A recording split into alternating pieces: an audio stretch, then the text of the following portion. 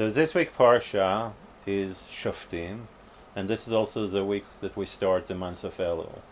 The month of Elul is a month that we try to get ready for the high holidays, basically, to start the procedure of putting more focus and more attention on ourselves, of what we have to improve, how we can get better.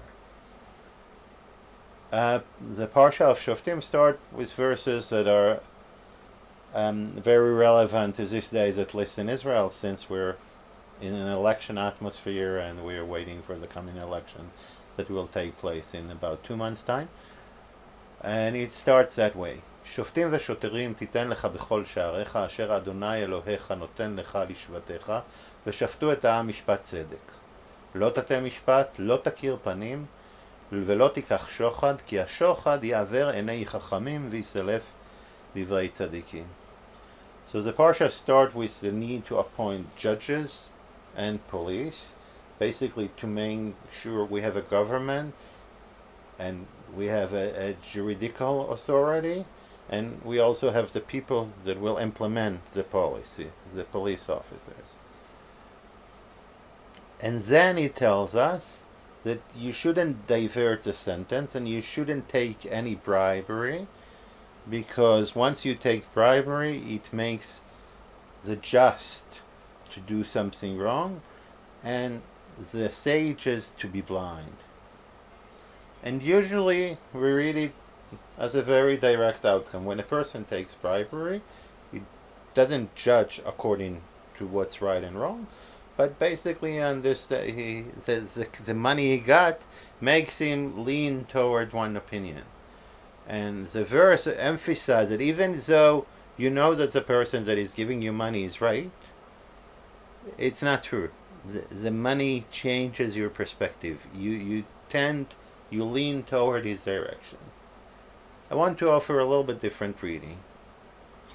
And I think this reading has lots to do with trying to analyze the reality in Israel and the atmosphere that I see around. That when we say that you shouldn't divert the sentence and you shouldn't take bribery, it doesn't blind the judge. It actually blinds the people who observe you. It actually makes the people who look at the judges and at the authorities and at the government and all these people who have rules as people that they don't trust, as people that they don't really believe them anymore. Regardless whether they do right or wrong, and even when they actually do right, we already are under the impression that they're doing wrong. So when we go to the month of Elul, we need to see how we shift from this observation and from the damage that's been done when we hear more and more about corruption and at least diversion from the right way that takes place in our governments, and to get back to the notion that we trust the judges, and we actually go with the verse that comes up later in the same chapter, that we go according to what they instruct us, and what they say is right, and what they say is left. Shavua Tov from Schechter.